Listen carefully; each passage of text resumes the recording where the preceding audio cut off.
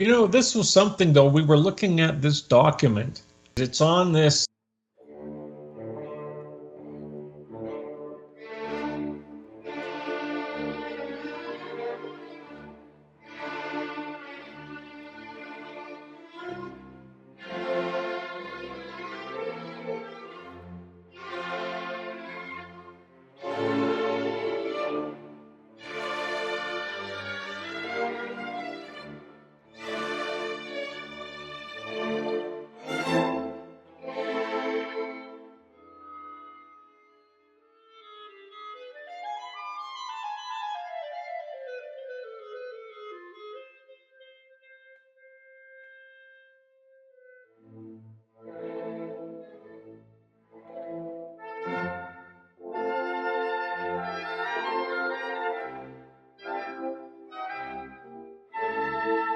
You know, this was something, though. We were looking at this document.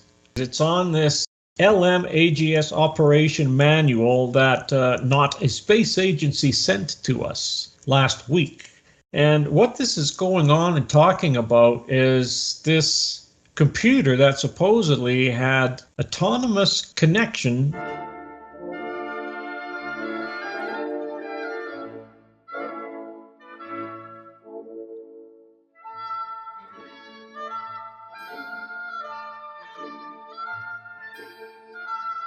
to the retro rockets on the LEM to steer it.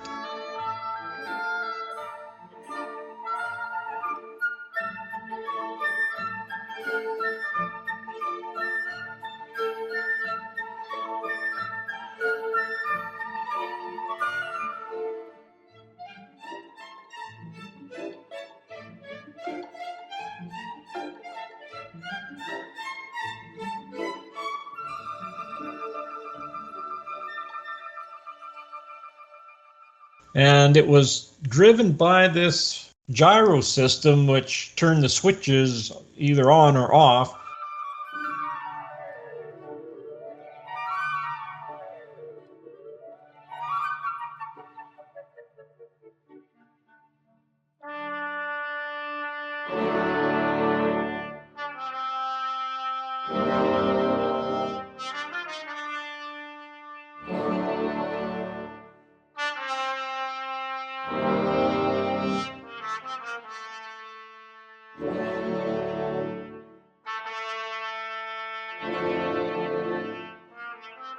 And it was driven by this gyro system, which turned the switches either on or off and pulsed the retro rockets. Now, the funny thing was is that we were looking at this on page 3-2 in the little box.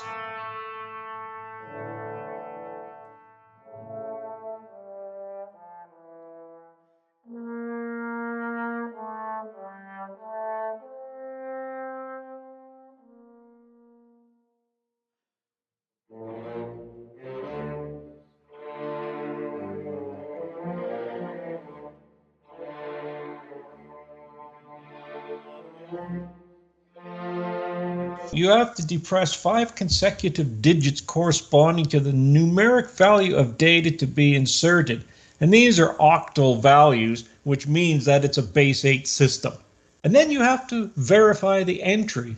And then you have to depress the enter push button. And at this time, the word is entered into the AEA, and then the address and data displays are extinguished.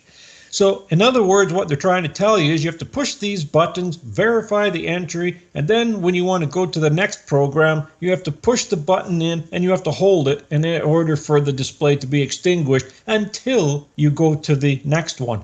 And then you have to press the clear push button.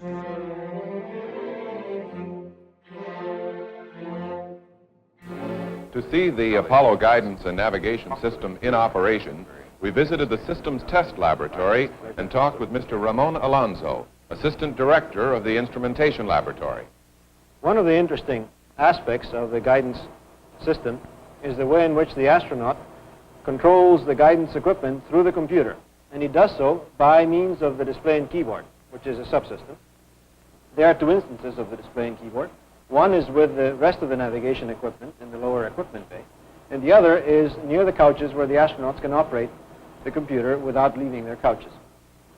The system of codes used is reasonably simple. It consists of a numeric verb and a numerical noun. These are little sentences made of numbers, then? Essentially, if you straight a bit. An example of it might be a verb 16, which is continuous display in decimal, and a noun, which is time. I've picked these. I know it worked. I've now told the computer what I want, but I have not yet told it to go ahead and do what I want. When I press enter, the computer proceeds to display time, and it does so, giving me times from launch, perhaps, in hours and hundreds of hours, 98.56 hours from launch. And it also gives me a fine view of the low order part of the time in seconds and hundreds of seconds. That is useful occasionally. I should think it's around launch time. That'd be interesting. Yes. The computer will continue to display that information until told otherwise. And it's told otherwise by another verb. In this case, the verb is terminate. 34. It's now forgotten that command. Another example of the use of the computer might be to position the optics. Now, that is something that can be done manually and usually would be, but it affords us a good view as to how the computer is operated. The optics are now pointing in a certain direction, and I want to change that direction to another target. And I will invoke a verb, which is point, verb 41, and a noun, which is optics, noun 55. Point the telescope. Point the telescope. When I press enter, the computer then proceeds to request the angle to which I wish the optics pointed. Well, the numbers have changed, and now they're flashing, aren't they? That's right. The flashing indicates that action is requested of the operator, and the verb and nouns have changed to tell the operator what it is that is expected of him. Verb 21 is load the first component, the first angle. And noun 57, it used to be 55, is the angle. 55 was the telescope, and 57 is the angle which the telescope makes. In this case, the angle I want is 180 degrees. And I enter that, and now it asks for the second angle. 22. Second angle is plus 325. Now, when I press enter, the camera, which will come close to the eyepiece, will see the telescope slew and point to another target. As you can see, the crosshairs were lined up on the edge of the rightmost of the two targets. And the computer is now driving the optics telescope with relation to the spacecraft, and it's aligning it on the rightmost of this pair of targets. And there you can see the crosshairs right in the middle of the target. Suppose now that we had done the optical sighting by hand rather than by the computer, and that we wanted to inform the computer that we are on target. This is part of the procedure that is done when star sights are made, as Mr. Eldon Hall mentioned previously. That is done by means of a mark button, which is located in the lower equipment bay. When the telescope is on target, the astronaut presses the mark button, and the computer changes the display to display, that's the verb, mark information, number 56. And what it displays are the two angles that the telescope is making and the time at which that measurement was made. Notice that these angles are very close to the ones that were commanded originally in our earlier efforts. This information is part of what is necessary for the computer to then estimate the present position and velocity of the spacecraft, to estimate what the velocity correction is that ought to be performed, and then to execute that velocity correction.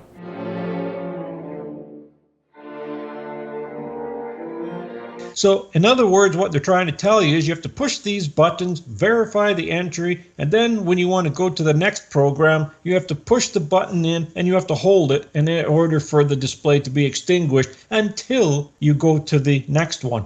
And then you have to press the clear push button, and then that clears the DEDA system and blanks out all of the characters.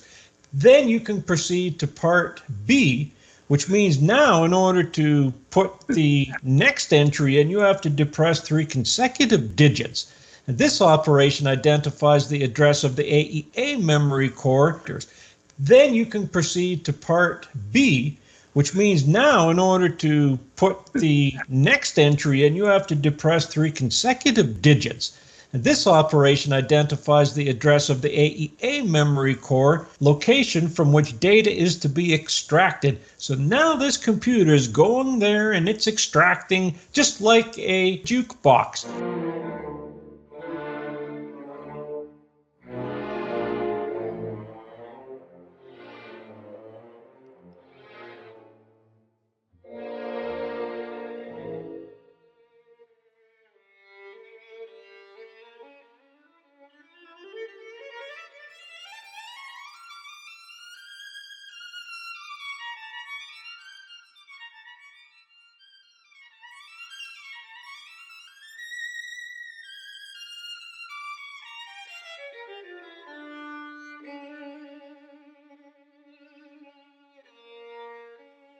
Location from which data is to be extracted. So now this computer is going there and it's extracting just like a jukebox. There's a record playing, and then you put your quarter in and it finishes playing the record, and then it comes out, puts it away, then it grabs the arm, grabs another record, picks it up, puts it on the turntable, and then the arm comes over, drops it down, and then you just wait till the record plays. That is exactly what this is.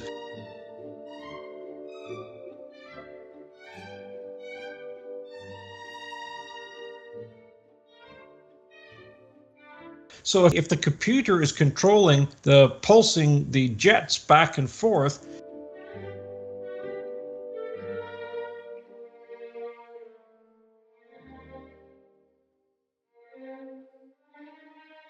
well, what happens if they make an error in the site that they've taken from the start?